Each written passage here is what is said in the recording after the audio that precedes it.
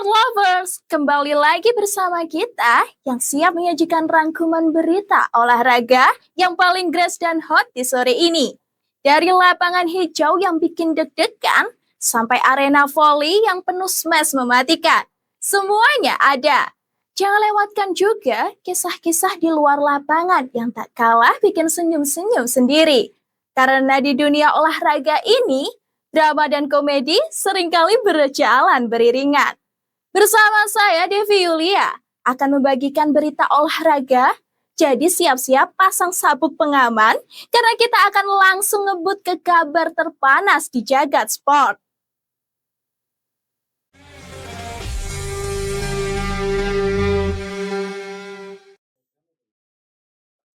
Langsung ke berita pertama nih Sport Lovers. Ada kericuhan di lapangan futsal. Siapa nih kira-kira?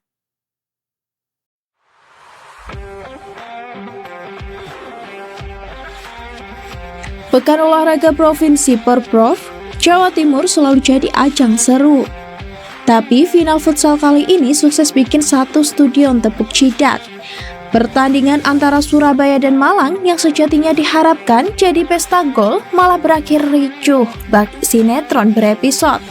Sejak peluit kick-off ditiup, aroma persaingan sudah tercium tajam bukan cuma dari keringat pemain, tapi juga dari sorakan supporter yang saling berbalas pantun atau lebih tepatnya saling berbalas caci maki halus. Wasitnya sendiri di tengah kericuhan itu terlihat seperti kepala sekolah yang sedang menghadapi tawuran bocah SD, serba salah dan pusing 7 keliling. Gol yang harusnya disambut sorak-sorai malah jadi pemicu keributan massal. Entah siapa yang memulai, tiba-tiba lapangan futsal berubah jadi arena smackdown dadakan. Pemain cadangan yang niatnya mau pemanasan mendadak ikut-ikutan jadi penonton barisan depan keributan. Bahkan ada yang terlihat sibuk merekam pakai HP. Bola futsalnya sendiri yang awalnya jadi rebutan kini tergeletak sendirian di tengah lapangan. Mungkin sedang meratapi nasibnya yang tak jadi pahlawan malam ini. Puncaknya wasit yang sudah kehabisan akal dan mungkin juga kehabisan suara karena teriak-teriak akhirnya memutuskan untuk menghentikan pertandingan. Sontak keputusan ini disambut beragam ekspresi. Supporter Surabaya terlihat kecewa, ada yang sampai guling-guling di lantai saking frustasinya. Sementara itu supporter Malang walau sedikit terkejut tetap sibuk mengabadikan momen keributan sebagai bukti untuk bahan cerita ke cucu nanti. Alhasil, trofi juara futsal Porprov Jatim tahun ini masih disimpan di lemari panitia. Menunggu keputusan lanjut, kejadian ini tentu saja jadi pelajaran berharga bagi semua pihak. Kalau mau tanding ya tanding bola, bukan tanding emosi. Semoga di Porprov selanjutnya, final futsal bisa berakhir manis dengan adu skill dan bukan adu jotos. Dan semoga bola futsal yang malang itu bisa segera menemukan kembali arti hidupnya sebagai objek tendangan, bukan objek keributan.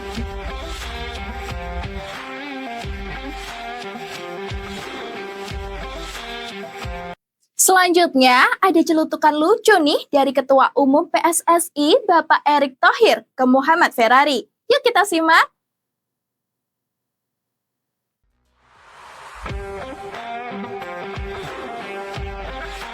Muhammad Ferrari, bek Buddha tangguh milik Persija Jakarta, mungkin membayangkan akan ada wejangan serius atau mungkin pujian melambung dari Ketua Umum PSSI, Erick Thohir. Namun rupanya ekspektasinya melesat jauh. Ketika Ferrari dengan postur tegapnya mengulurkan tangan untuk bersalaman, Erick Thohir menyambutnya dengan senyum lebar dan celutukan yang bikin semua mata terfokus. Masih di sini, ujar Erick sambil menunjuk Ferrari seolah Ferrari ini barang antik yang tiba-tiba muncul di hadapannya. Ferrari yang mungkin sempat mengerutkan dahi, kebingungan dengan pertanyaan masih di sini itu, hanya bisa tersenyum tipis. Belum juga ia sempat mencerna maksudnya, Erick Thohir melanjutkan, masih muda ya? Kali ini nada bicaranya lebih seperti seorang paman yang sedang menggoda keponakannya di acara keluarga. Konten suasana yang tadinya mungkin sedikit formal langsung cair. Para hadirin di sekitar mereka pun tak bisa menahan tawa geli melihat interaksi santai dan tak terduga antara pucuk pimpinan sepak bola Indonesia dengan salah satu talenta muda kebanggaan. Momen singkat itu sontak menjadi hiburan tersendiri, bukan cuma menunjukkan sisi humoris seorang Erick Thohir, tapi juga memperlihatkan bagaimana ia bisa memecah kebekuan dengan celetukan sederhana yang justru berkesan.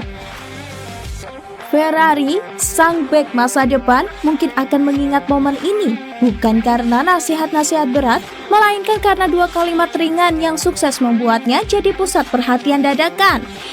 Masih di sini dan masih muda ya? Pasti ada cerita lucu saat ia pulang dan berbagi pengalaman bertemu ketua PSSI.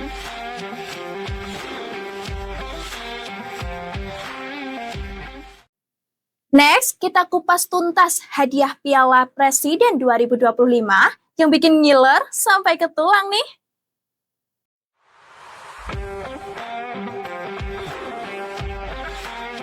Siapa bilang bola itu cuma soal gengsi dan sportivitas? Di Piala Presiden 2025 ada yang lebih dari itu, yaitu cuan.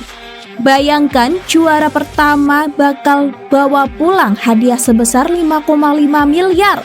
Angka ini bisa bikin tim langsung mikir, wah, uang segini bisa buat bangun stadion mini di belakang rumah atau mungkin beli jet pribadi buat transportasi pemain biar gak telat latihan.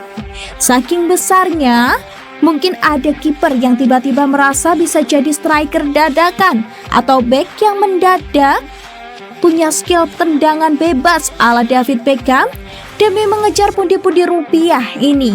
Jangan kaget kalau nanti ada pelatih yang mendadak jadi motivator ulung dengan slogan, bola itu bundar, dompetmu harus menggendut.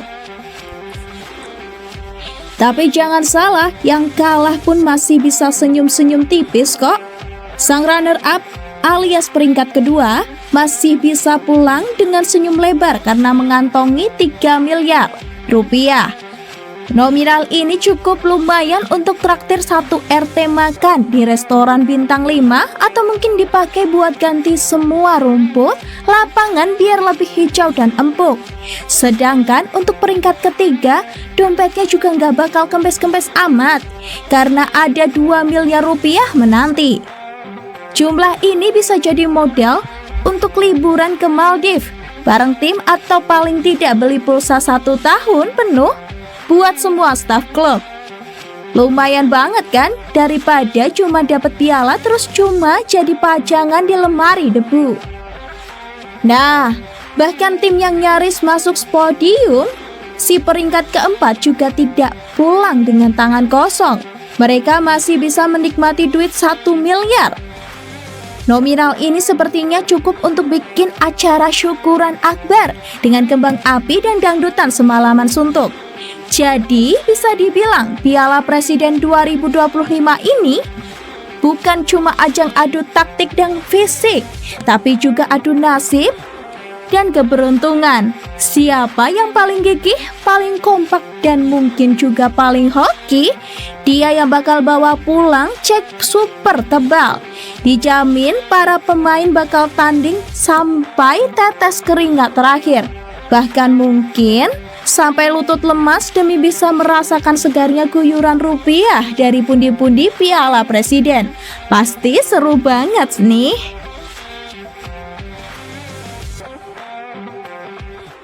Waduh, ada kabar kurang menyenangkan nih dari dunia MotoGP. Kira-kira ada apa ya? Yuk kita bahas.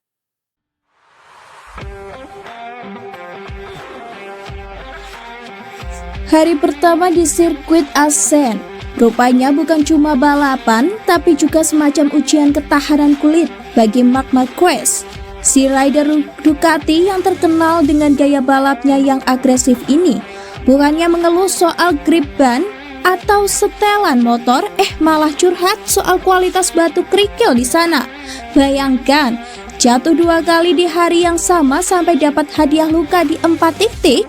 Mungkin Marc berpikir, ini sirkuit balap apa tempat uji coba kerikil untuk proyek jalan tol ya?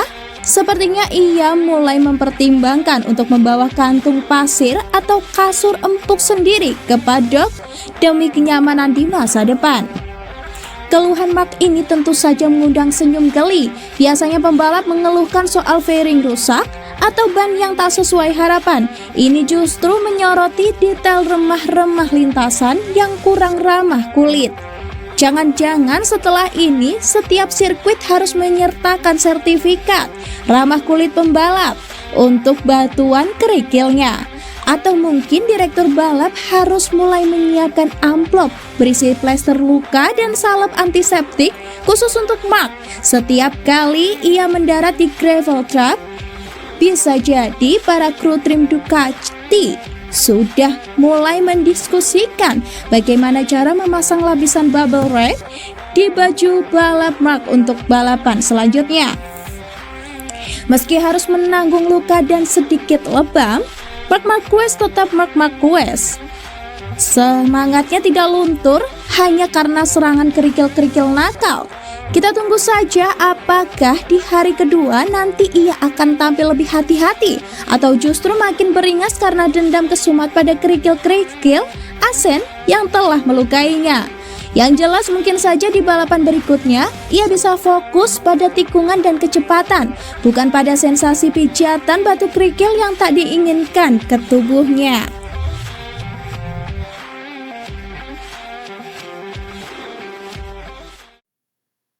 Kita beralih ke berita dari tetangga sebelah nih. Ada Malaysia yang butuh penjaga khusus untuk timnas U23 di Indonesia.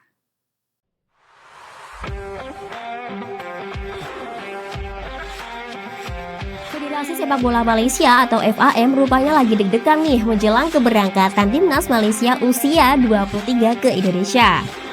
Bukan karena takut kalah di lapangan, tapi mereka minta jaminan keamanan yang ekstra ketat. Wah, jangan-jangan mereka membayangkan suasana tribun yang sudah kayak lautan merah putih plus teriakan. Yang bikin bulu kuduk merinding.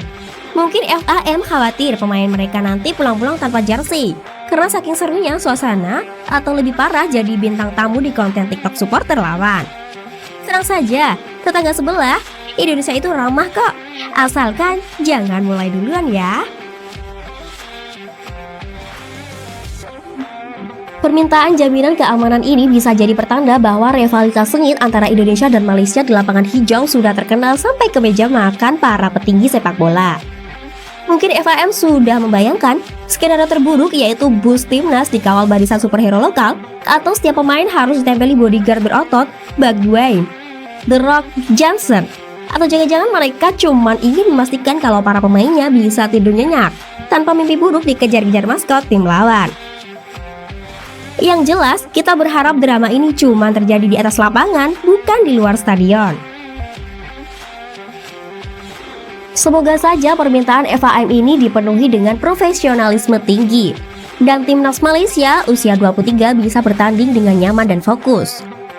Siapa tahu dengan jaminan keamanan super ini mereka jadi lebih pede dan bisa menyajikan pertandingan yang seru.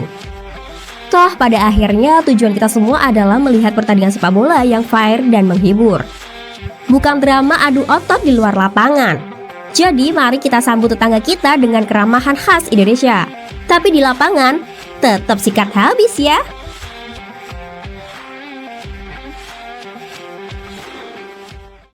Selanjutnya ada kabar gembira dari arena sepak takraw Indonesia. Yuk kita intip selengkapnya.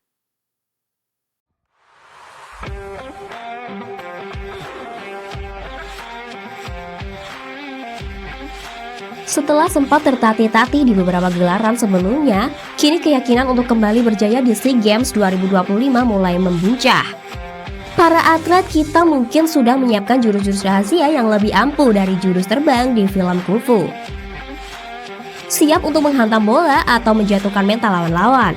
Mungkin latihan mereka sekarang bukan hanya smash dan block, tapi juga meditasi agar aura juara makin terpancar.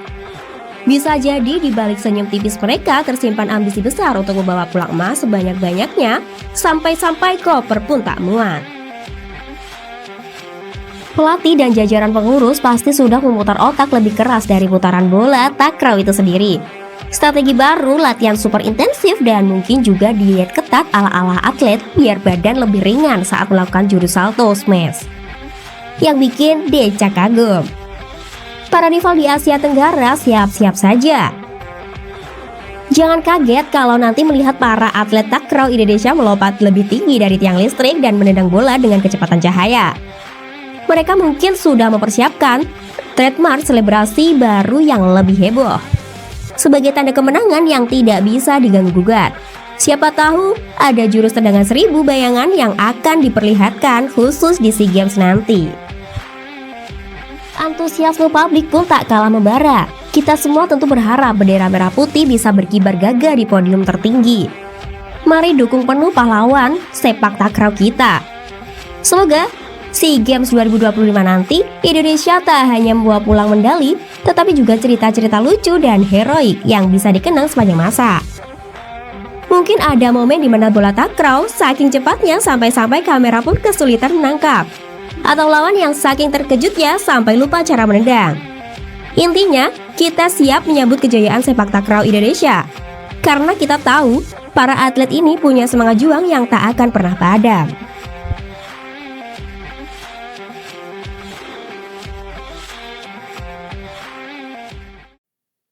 Ada kabar gembira nih dari salah satu pemain timnas Indonesia yang disebut jadi pemain di Premier League. Siapa nih kira-kira? Mari kita bahas.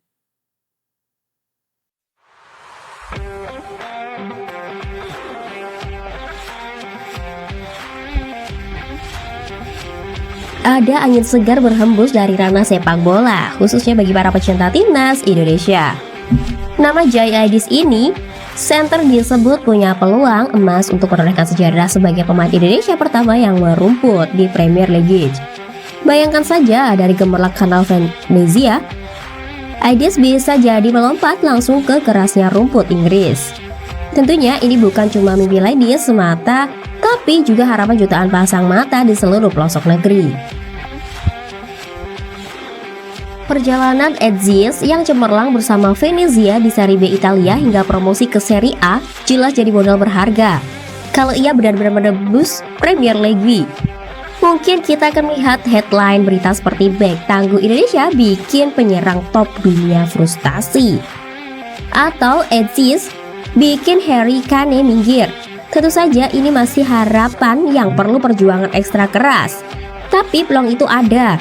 Mungkin ia bisa belajar cara mendang bola sekuat batu dari para pemain Premier League, atau justru mengajarkan mereka bagaimana caranya bertahan tanpa senyum ala benteng kokoh Nusantara.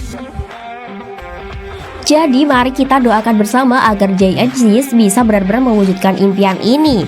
Bukan cuma membawa nama harum pribadi, tapi juga mengangkat martabat sepak bola Indonesia di kancah dunia. Siapa tahu setelah Aidis akan lebih banyak pemain timnas lainnya yang menyusul ke liga-liga top Eropa. Masa depan sepak bola Indonesia terlihat cerah secara senyuman Jai Aidis ketika mendengar kabar ini. Jadi siap-siap saja melihat bendera merah putih berkibar di Premier League. Kalau bukan di stadion, setidaknya di hati para penggemar yang bangga.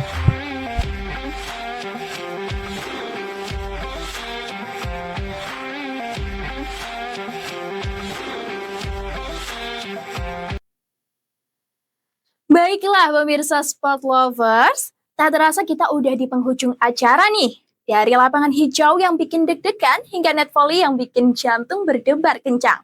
Semua rangkuman berita hari ini sukses bikin hari kamu makin semangat ya.